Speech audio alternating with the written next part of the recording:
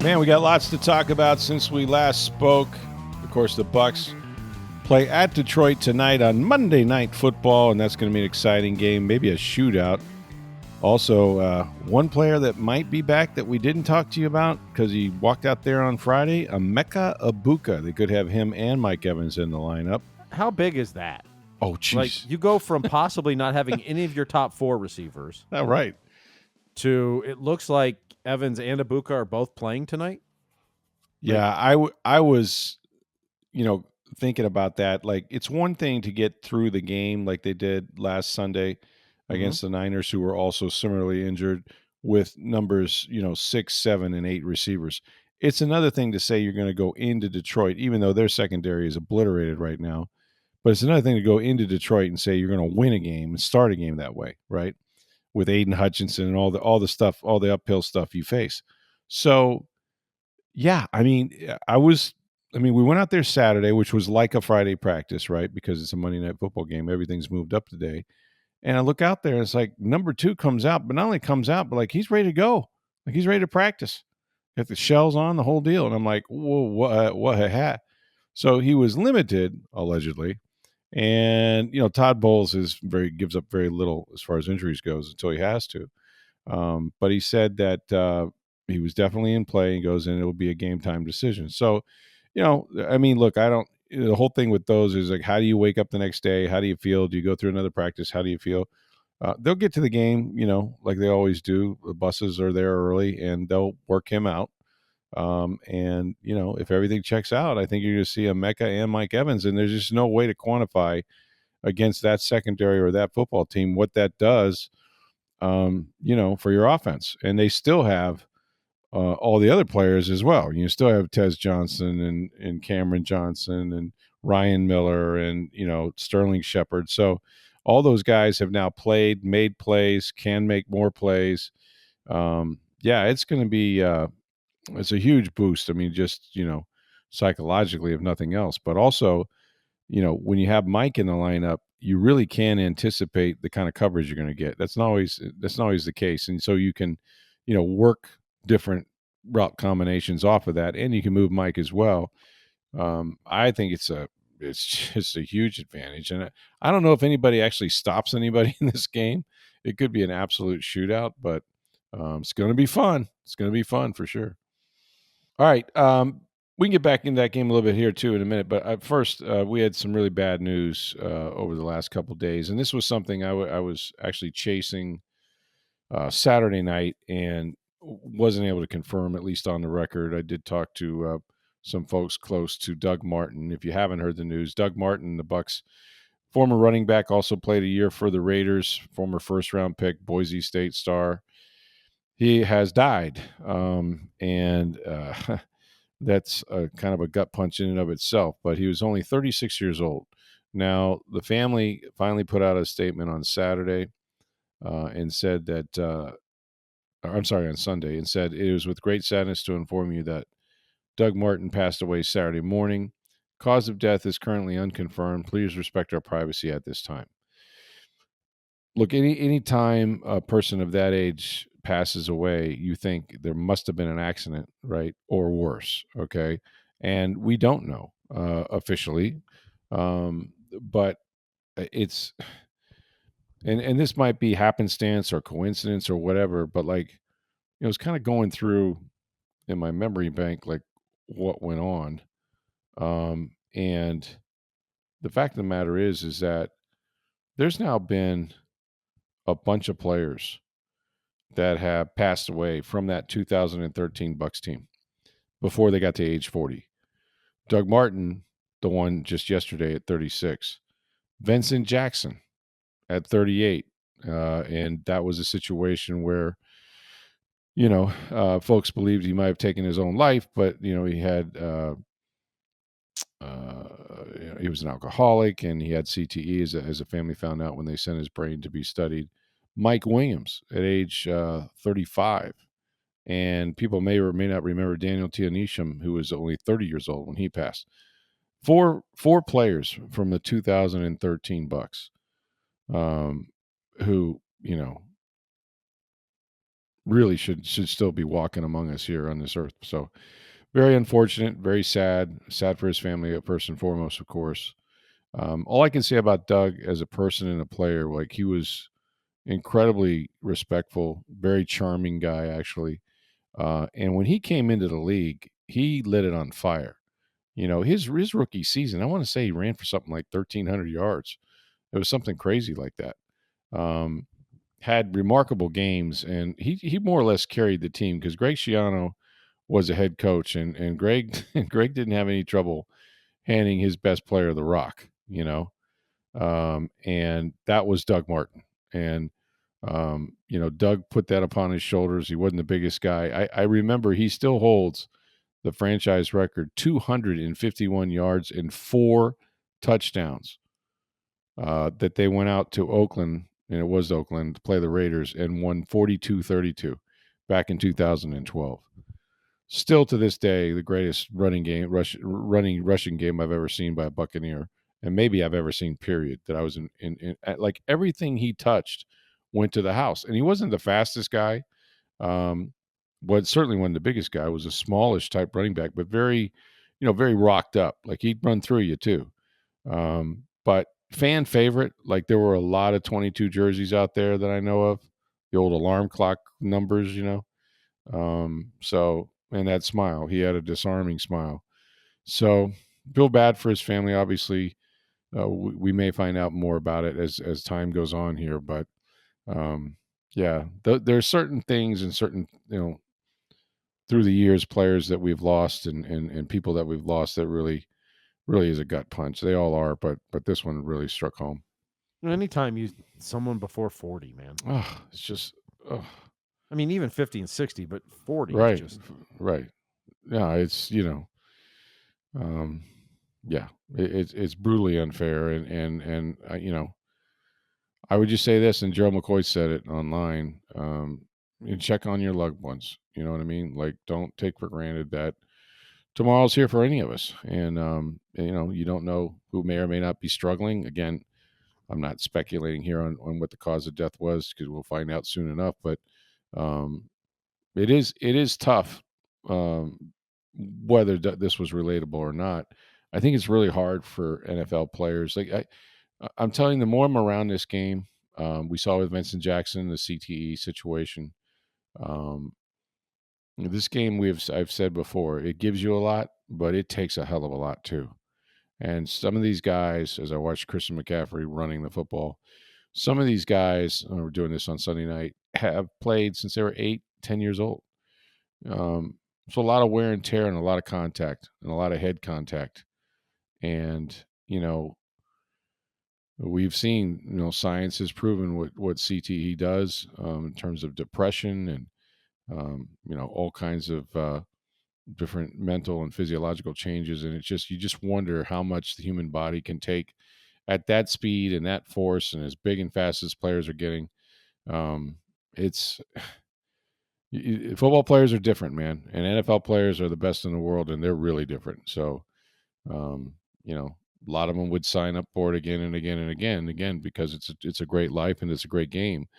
But just keep in mind when you watch these guys that, they're going to have lives when they're done playing, most of them before the age of 30, and they will have made all the money, the most money in their entire lives by the age of 30, and so there's a lot of highway in front of them, and the transition is not easy.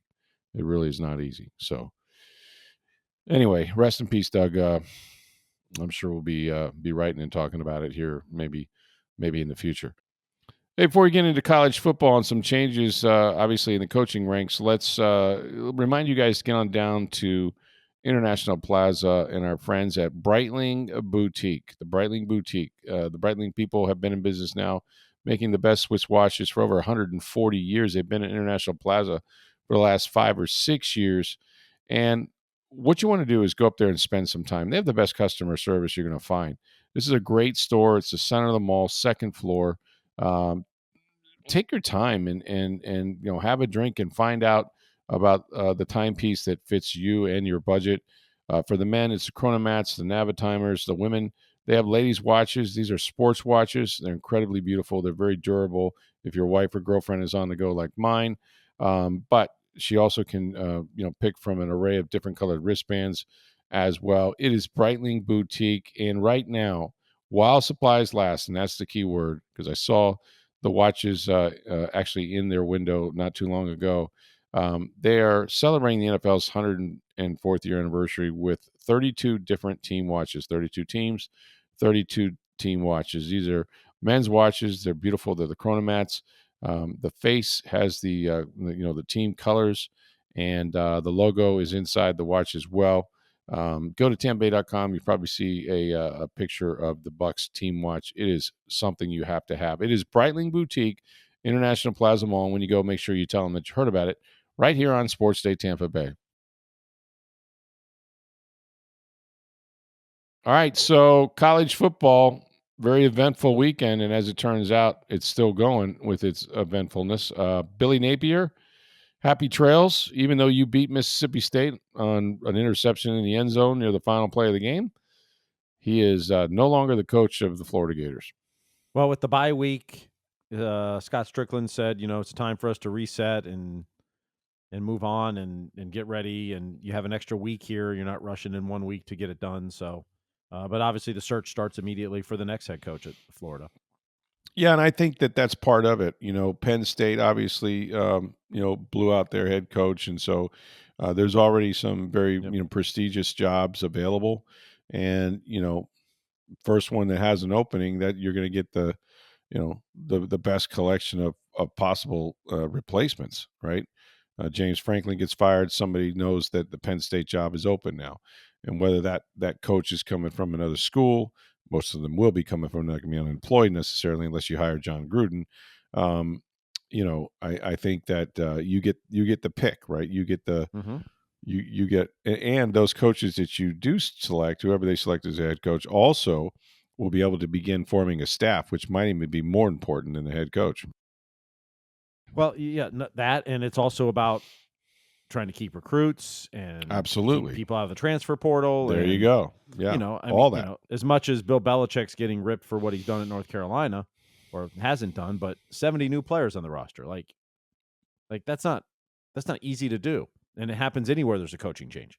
That's right. You're talking 70, 80 new players, and you're behind in recruiting because you didn't recruit those guys. So who you're getting, then you're trying to get transfers, but that's the way the time window works and the way that everyone can transfer freely now. I think you're going to see a lot more of this, where if you're going to move on, you're going to do it earlier than later. Yeah, you can start your search now. You can start your search now. Yes, absolutely. And yes, a lot of guys are employed, but it doesn't mean there's not some behind the scenes conversations happening, not necessarily with the coaches themselves, but representatives. Well, representatives and those coaches are aware of what jobs are available and which ones they would be interested in. Say you're Lane Kiffin, who I still maintain should be Florida's number one target. And I would think, I could be wrong, don't know Lane that well, obviously, but I would think that he would be very receptive to coming back to the home state that he was born in, and his dad coached down the road, obviously. But Lane Kiffin, was a big Steve Spurrier fan. That's why he still wears a visor. He stole that from Spurrier, essentially. Offensive-minded guy. I think I would imagine he'd be one of their top choices. Obviously, James Franklin is available too. And you can say what you want about James Franklin. He couldn't win the big one. But I think the difference is that at least he got them, relevant into big games. And no question. I mean, he's recruited well. Yeah. He has Penn State always doing well. Now, didn't get over Ohio State, didn't get over the big game. But and he had a pretty good interview on ESPN Game Day on Saturday, if you saw it or not. You don't see coaches come out and do that right away either. Yeah, no, I thought that was smart of him to do that, and he reminded people that what he had built there. And he goes, "Look, I'm the victim of our own success. We're the victim of our own success. We were ranked really high. The expectations are that we win a national championship, and when I got there, that wasn't the case. Yeah, let's not forget how that program was when he got there. You come through all the scandals and some of the worst punishments as far as scholarships and recruiting and everything else. And Bill O'Brien kind of stabilized it right for a couple of years. But Franklin, I mean, it wasn't a premier It wasn't winning 10, 11 games a year at that point. It wasn't on top of the Big Ten. No. And he did bring that up there. Now, whether you think he can get over the hump and win the big games and whether some of his coaching decisions have cost them in those games, that's a different story, a different question. But if you're Florida, you just want to get to those big games, right? Let me play let me go 10-2 and see if I can lose in the SEC championship, right? Yep. And he's coached in the SEC before. Vanderbilt. He was at Vanderbilt. I mean, which is the story of the year right now. But yeah. No, he certainly made that's how he got there, and he's familiar with the SEC, and he's had lesser talent and won with it. So look, I mean, he's going to get a good job someplace. Florida should be. It should at least be a consideration. I don't know what Scott Strickland is thinking, but the good thing is Scott can talk to him now. I mean, flat out. I mean, he's available, and Florida's got an opening. So probably has as we speak. Yeah, probably already had a conversation, or it's there's one coming. That's right.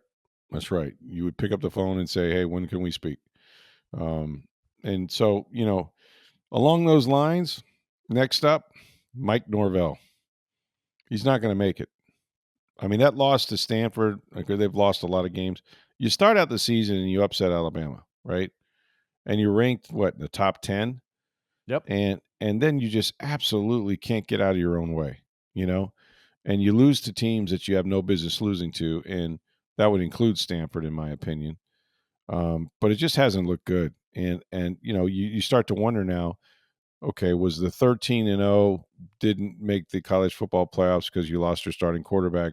Was that the outlier? Well, it's starting to look like it now. So I think that Florida State is taking the same sort of, they're about a week behind where Florida was, where you read these stories about how boosters are now meeting.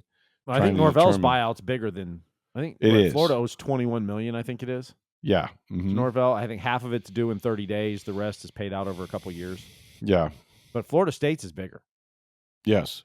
And, so they've got to raise that money. You got to raise all that money, man. And the money to hire a new coach. But then you also have to, the sort of the calculus on that is, okay, what are we losing if we don't, right? Mm-hmm. Who's coming to the games, right?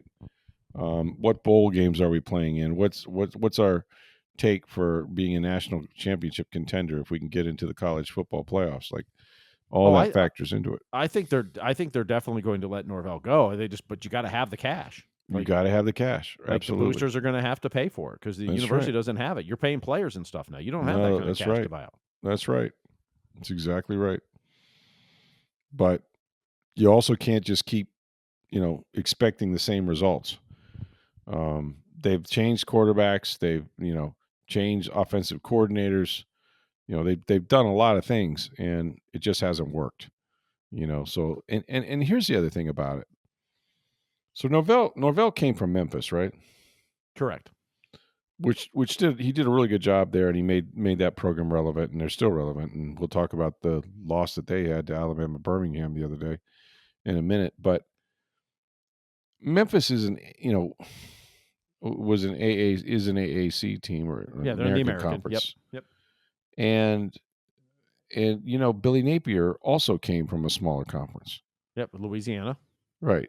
And so here's my thought. Like it's great to get an up and coming coach. It hasn't hurt USF with Alex Golesh, but he was at Tennessee. I think those jobs are way big. If you want to be at the big boy table, you might want to find a coach that was there too. Well, hold on. I don't disagree with you based on those stories, but what about Curt Cignetti at Indiana? Well, Curt Cignetti was 60-something years old and probably should have gotten his shot a long time ago. Maybe, but he was at James Madison. He was at James Madison, and he won championships there, though. Right. But I'm saying, I think that's the needle in the haystack. I mean, if you can find a Curt Cignetti, sure. Yeah. Indiana got very fortunate with that guy, and he's an absolute stud. Mm-hmm. And in short order, he turned that program around, and now. He could go to Penn State, or he could go to one of these. And his attitude is, look, I was a great coach for all this time, and I didn't get discovered until I was in my 60s, and Indiana's the one that got me there. I'm not leaving them because the rest of you teams had a chance, for 25 years to get me and wouldn't do it. Mm-hmm. So, he's the Bruce Arians of college football right now. Or Joe Madden. Or the Joe Madden. Good example, yeah. Yeah. But Now, I'm just saying there's not a one-size-fit, like it's...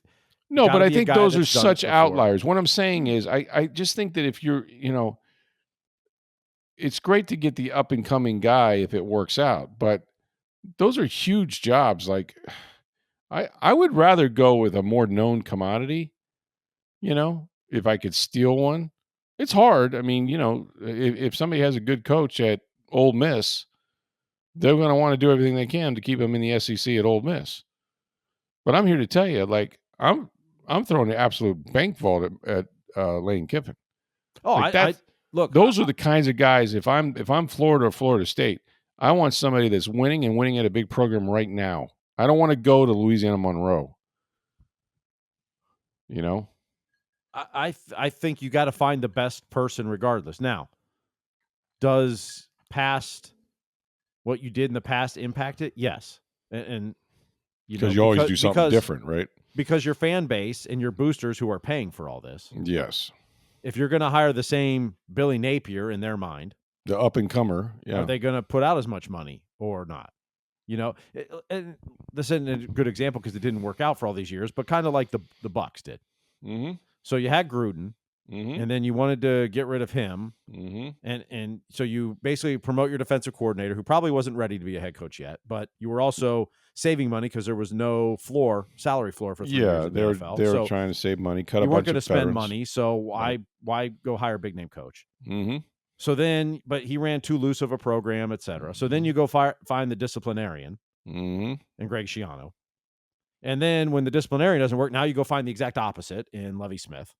A guy with NFL experience that was calmer and you knew what you're getting, And I'm not saying they weren't the best candidates, but like you do tend to kind of go the opposite way. You get whatever you didn't have. Right. Yeah, exactly. Right. Because the last thing you want to do is make the same mistake twice. Well, I always say this, have the press conference. If you bring up another guy from, I don't know, Memphis or some AAC American team or Arkansas State's division or whatever it is, the people are going to go, well, this sounds and looks just like the guy you fired, whether he's not the same guy and he might be the best choice, but you got to sell it. You got to stand up there and answer the questions like, what's different about this guy that you didn't have with Napier or, that sort of thing. So, yep, no question. And I also feel like, with the resources, I don't know about Florida State, but with the resources the University of Florida has, like you should go absolutely. I am stunned still that the University of Florida isn't the best team in the SEC. I'm stunned. It's Georgia, it's Alabama. Okay, Alabama, I'll give you Nick Saban, all the success he had, greatest coach of all time, whatever. Well, how about this? I mean, there's 9 teams ranked in the top 25 right now for the SEC. Yeah. Like you're not, but you're not even close. Nope. You're not ranked. You're not even ranked because you don't have a winning record. I mean, it's the state of Florida, and it's a university with the most resources, bar none, in this state. The biggest alumni. It makes absolutely no sense to me. None. Now, back in the day, the state of Florida with all its talent, guys wanted to stay here. They put a fence around South Florida and they stayed at Miami and they went to Florida and you got to play for national championships and you got to be on TV all the time. Well, now everybody's on TV. Now it's the NIL game. Now it's how much money can I make? Because everything else is the same. Facilities, stadium, now it's pay to play. But even then, show me an alumni in this state that should be able to put together a bigger package than the University of Florida. Maybe Miami because it's a private school. They might have a lot of doctors. I don't know. But it just, the talent is right here in this state. Like you should be able to keep most of it or a lot of it at home, at least to where you're, if you're not Georgia or Alabama, like Beat the third team in the league at least. Beat Texas, although Texas has so many resources, nobody can compete with them in terms of money and stuff like that. I don't know. It's just embarrassing. Like, to me, I know what that university is about. I know how many resources they have. I know the boosters, and they have paid out a lot of money for guys that aren't coaching anymore. But man, it should be a top. It should be near the top of that conference every year, even though they've expanded the conference. It should still be there. And Florida State has history, maybe not as big of an alumni and that sort of thing, but I don't understand that one either. Like, they got to get these houses in order. Speaking of upsets, how about Louisville taking down Miami? Yeah, how about that? Jeez. Didn't expect that. I mean, I know Louisville's got a good pass rush in that, but I did not expect to see that outcome Friday night. That was shocking. USF handled their business, so they did. And they're off to play Memphis, I guess. Is that game in Memphis, by the way? It is a noon start. Probably game day probably would have been there. I know. Had Memphis not lost to UAB, who just fired their head coach, and Chris Mortensen's son was coaching. Incredible. They fired Trent Dilfer, and Chris Mortensen's son, took over as the interim head coach. I believe, and I could be wrong about this, but I saw the interview after the game with the quarterback. He was making, I think, his first start. He had been to like 3 or 4 other programs.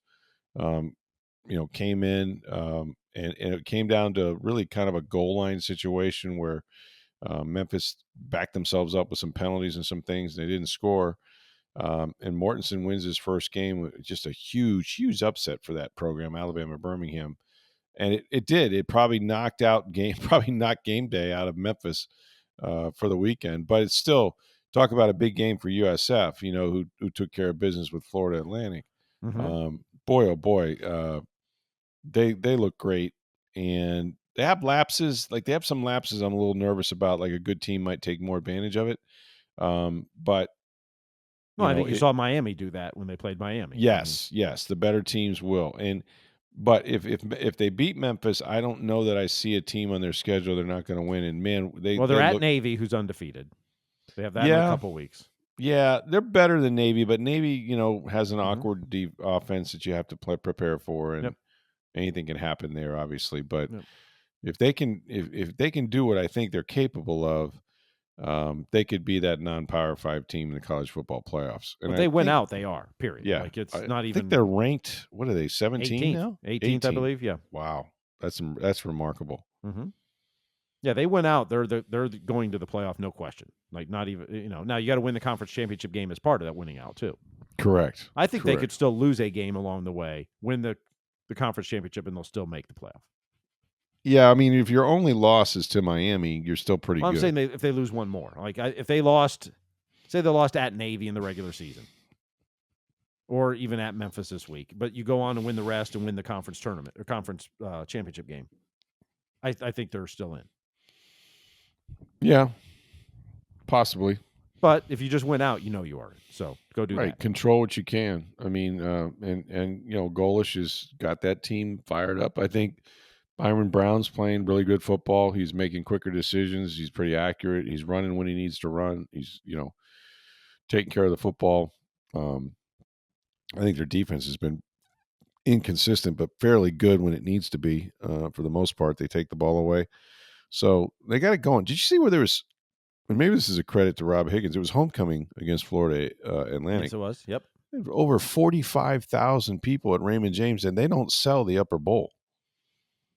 So it was packed. Mm-hmm. Which is for 45, they may have opened the upper bowl for that. They may. I don't know what the they only do if they get the ticket sales up high enough. So. Yeah, I don't know what like the entire stadium holds from the end zones to Yep.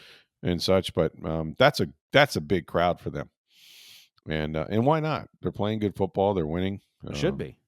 There wasn't much going on in town. The Lightning were on the road. The Bucs play on the road Monday night, so people went out there. It was good to see. Yeah. Speaking of the Lightning, didn't have a very good road trip.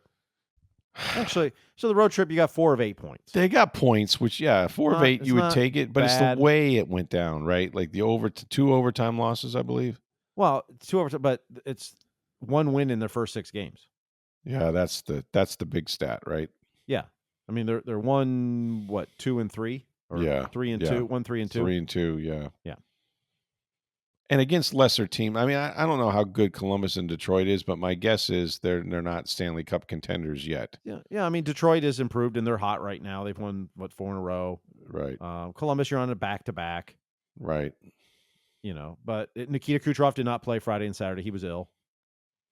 So that True. impacts things too. And then I think against Columbus, they didn't play Vasilevsky. Yeah, Johansson got the second half. It wasn't back-to-back. goaltending that got him, but Yep. It's kind of unfortunate. They could have picked up a couple extra points in the overtimes, but um, I thought Hedman was going to score, and then it ends up he a should have. one on none break the other way, and That's what happens in 3-on-3. Is Yes. if you miss on one end, it a lot of times ends to a rush on the other end. it's a rush. Yeah, exactly right. And so that was kind of unfortunate, but Yep.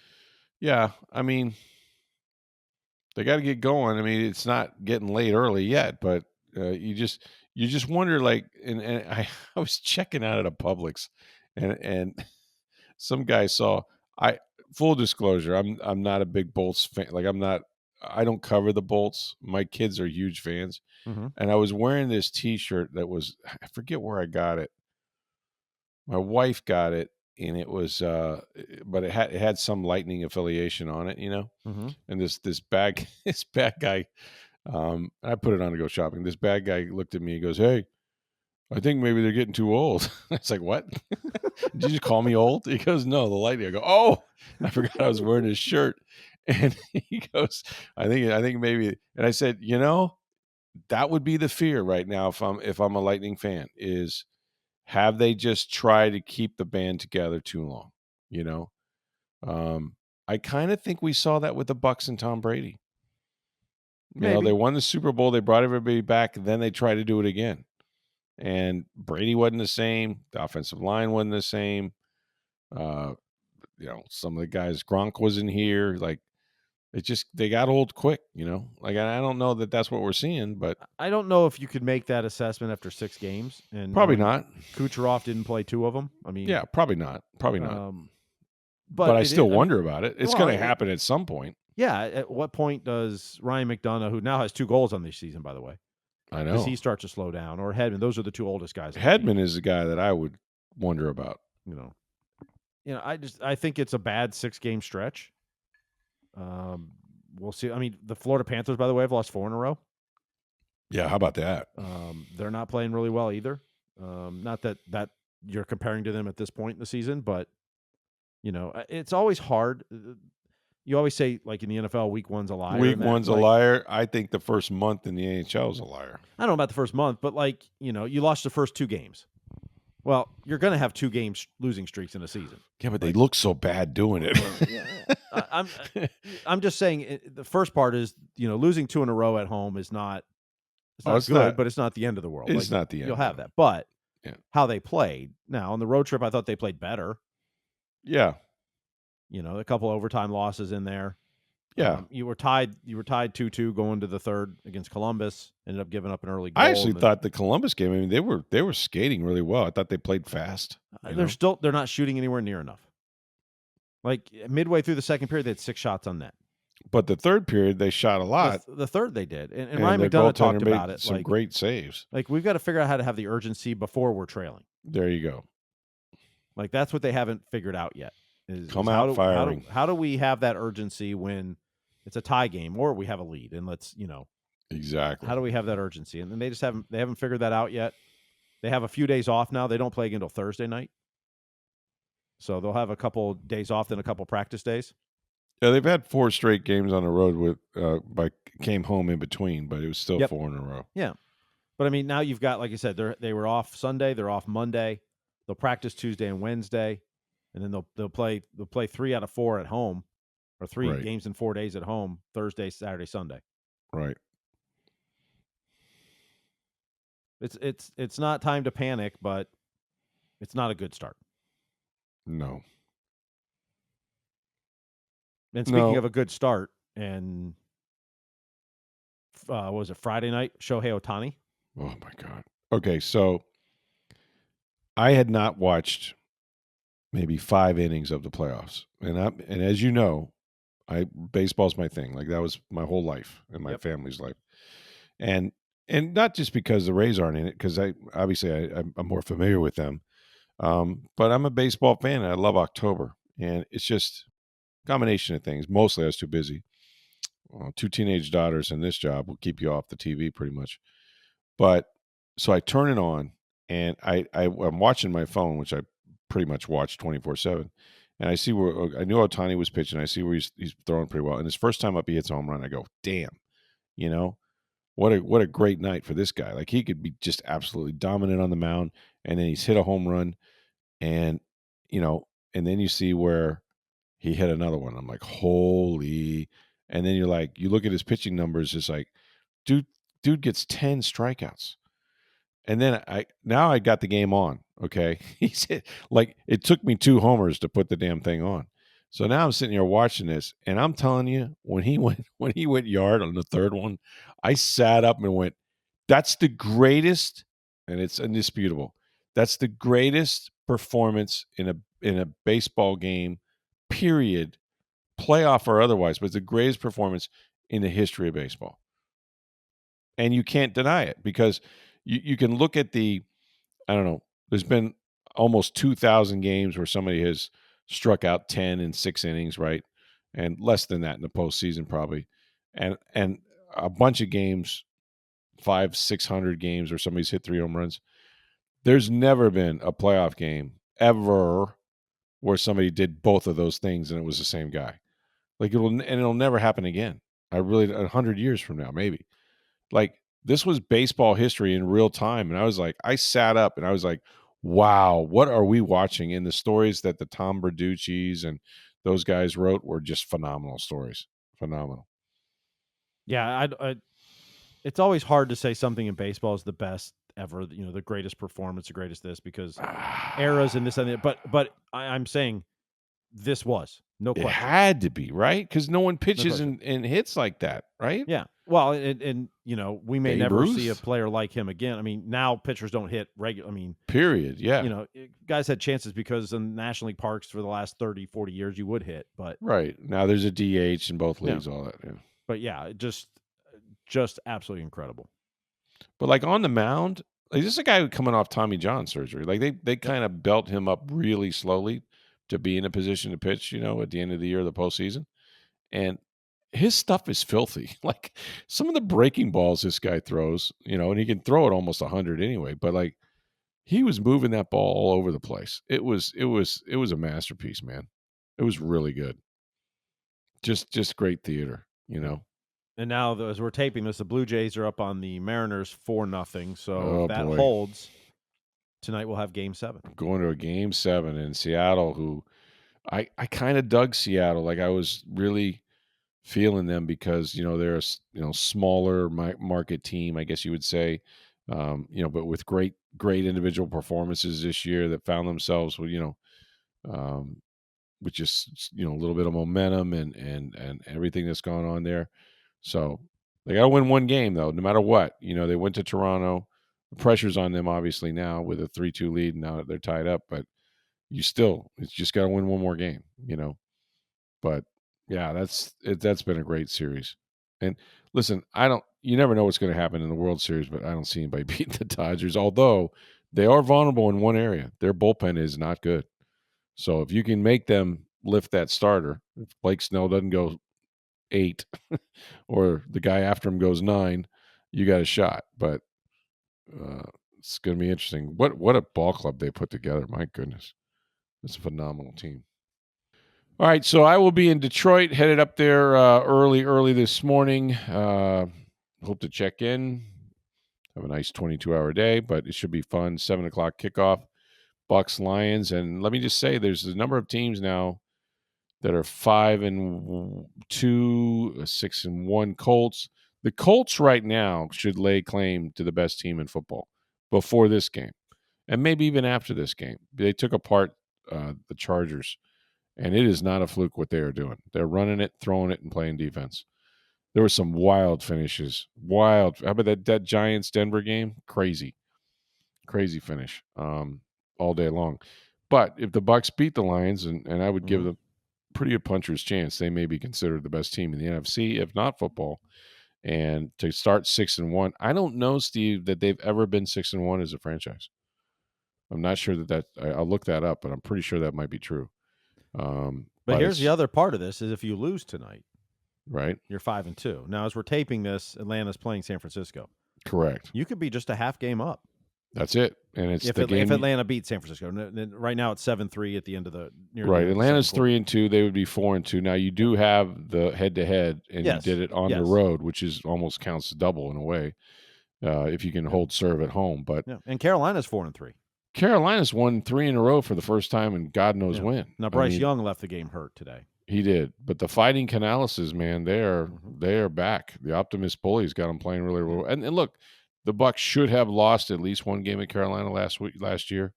They had that fumble by Chuba Hubbard late in the game, and Anthony Nelson jumped on it, and that was going to be a chip shot field goal to end the game. But so you still got to play Carolina twice. You got New Orleans next week. You got them twice still, and then Atlanta comes to you. So plenty of conference games, but a lot of out-of-conference games are going to be tough too, at Buffalo, at the LA Rams. By the way, the Rams just took apart Jacksonville. All of a sudden, Liam Cohen was 4-1. Yeah, well, they're 4-3 now.